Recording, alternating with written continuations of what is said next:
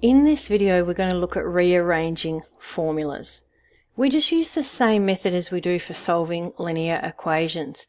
The difference here is we're not coming up with an answer like x equals 5 or x equals 12, m equals 15. It doesn't require a value for the pronumerals to be found. What it asks us to do is to basically rearrange it so that the pronumeral they're asking for is left on its own.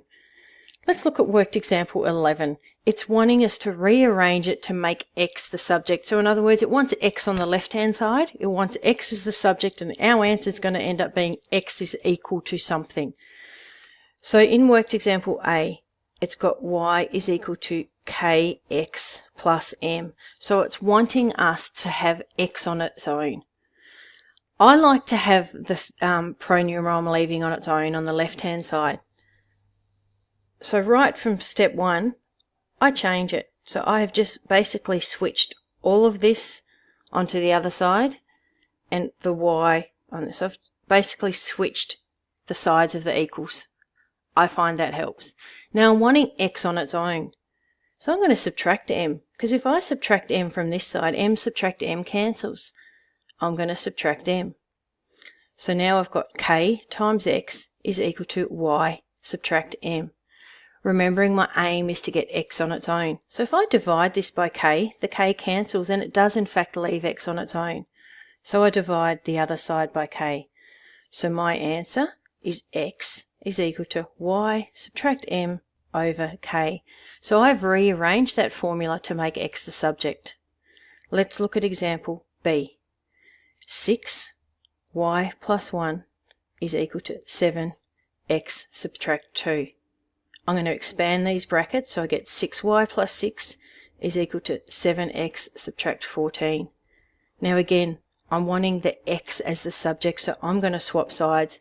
I like to have my subject on the left-hand side, so I simply swap sides of the equation. Swap, swap.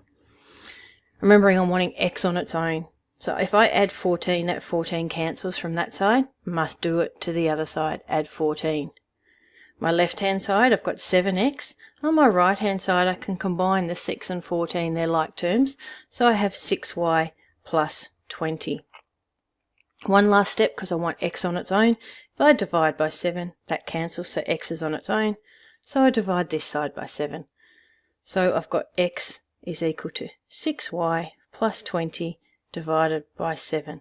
So as we said, exactly like you'd solve linear equations, but when you're rearranging formulas, you're not getting x is equal to 5, x is equal to 2 or whatever. You're getting x on its own and you're having it equal to other pronumerals.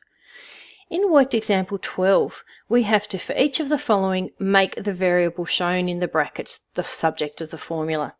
So in our first example, it's wanting us to have d on its own. So like we've just done over here, we end up having x on its own.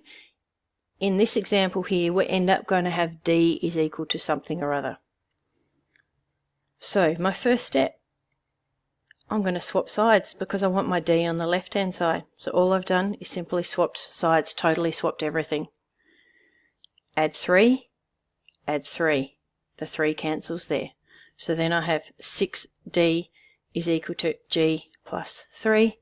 Divide by 6, because then those 6's cancel. Divide by 6. So now I've got my d on its own. d is equal to g plus 3 divided by 6. The next example, a is equal to v subtract u over t, and it's wanting the v on its own. So what I'm going to do, swap sides. We're wanting the v on its own. So if I times this side by t, remember this is like our package, so we save the package to last, times by t, times by t. So I've got v subtract u is equal to at, which is because that's a times t. I'm wanting this v on its own, so if I add u, they cancel. So I add u.